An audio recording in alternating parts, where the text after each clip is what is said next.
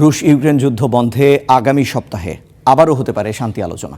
জার্মানির মিউনিখে নিরাপত্তা সম্মেলনে মিলেছে এই ইঙ্গিত। সেখানে ইউরোপীয় নেতাদের সঙ্গে দফায় দফায় বৈঠক করেছেন ইউক্রেনের প্রেসিডেন্ট জেলেনস্কি। বৈঠকে যুক্তরাষ্ট্রের প্রতিনিধিরা বলেছেন, চীন চাইলে কালই ইউক্রেন যুদ্ধ বন্ধ করা সম্ভব।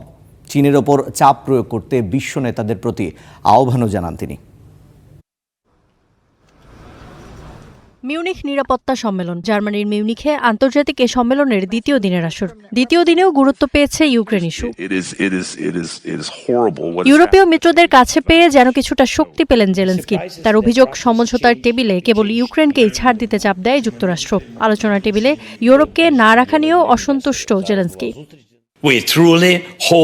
সামনের সপ্তাহে অনুষ্ঠিতব্য ত্রিপাক্ষিক বৈঠক সব পক্ষের জন্যই ফলপ্রসূ হবে বলে আশা করি। তবে সত্যি বলতে মাঝে মাঝেই মনে হয় প্রত্যেকে একেবারে ভিন্ন ভিন্ন বিষয়ে কথা বলছে, আর মার্কিন অংশীদাররা ঘুরে ফিরে শুধু ইউক্রেনকেই ছাড় দিতে বলে।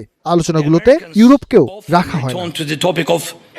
ইউক্রেন যুদ্ধ থামানো যে ছেলে খেলা নয়, এবার যেন তা মেনে নিল যুক্তরাষ্ট্র। মাথা নোয়াতে হলো চীনের কাছে। সরাসরি না বললেও ন্যাটোর মার্কিন প্রতিনিধির বক্তব্যে তা অনেকটা স্পষ্ট। রুশ আগ্রাসন, বিশেষ করে জ্বালানি অবকাঠামোতে হামলার কারণে ইউক্রেনের মানুষকে যে ভয়াবহ পরিস্থিতির মধ্য দিয়ে যেতে হচ্ছে তা অকল্পনীয়। চীন এই যুদ্ধে রাশিয়াকে পূর্ণ সমর্থন দিচ্ছে। বেইজিং চাইলেই কালই এ যুদ্ধ শেষ হতে পারে।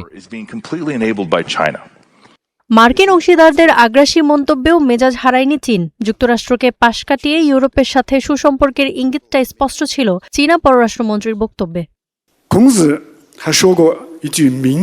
চীন ও ইউরোপ সহযোগী, প্রতিদ্বন্দ্বী নয়। আমাদেরকে যারা মুখোমুখি দাঁড় করাতে চায় তাদের ধারণা ভুল। আজকের জটিল ও অস্থির পরিবেশে আমাদের আরও ঐক্যবদ্ধভাবে কাজ করতে হবে। গেল 13 ফেব্রুয়ারি মিউনিখে শুরু হয় নিরাপত্তা সম্মেলনের 62তম আসর।